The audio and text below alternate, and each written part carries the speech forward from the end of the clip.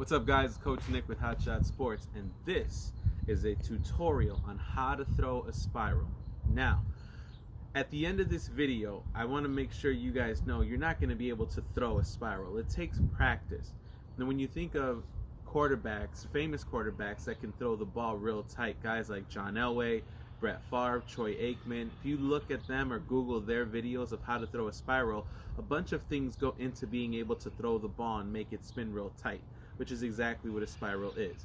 I want you to think about riding a bicycle. When you ride a bike, the faster you go on a bike, the more upright that bike is going to stay. If you're on a bicycle and you're going real slow, then the bike is going to wobble more.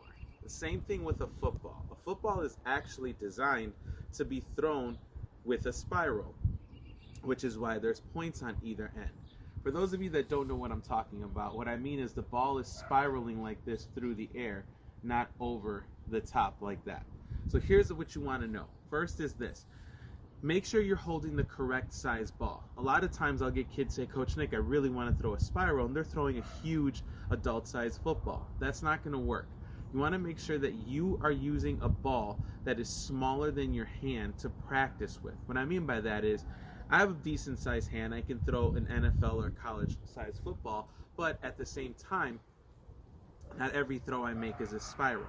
The other thing that goes into it is the temperature, the weather. Are my hands cold? Are they hot? These are all things that go into throwing a spiral. The other thing is, how hard are you throwing the ball? If you throw the ball soft, you're most likely not going to get that tight spiral that you're looking for. You have to throw the ball with some speed. It doesn't mean you have to throw it as hard as you can, but you are going to need the ball to move quickly during the air if you want it to spin real tight, kind of like the bicycle. The faster the bike is going, it stays up. The faster the ball is going, the tighter the spiral. So if I throw this ball, let's say kind of soft, you'll notice that when the ball is in the air, it's not spinning as tightly as it could.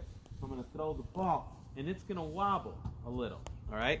So it's going to wobble, and then when the ball comes back to me, I'm going to throw it again, except this time I'm going to throw the ball a little bit harder. When I throw the ball harder, it should spiral tighter. Now, when you're holding the ball, make sure that your hand is as wide on the ball as it can possibly be. Me, I like using a 2x2 method, which means 2 fingers off of the laces, 2 fingers on the laces. Never hold all the laces together, okay?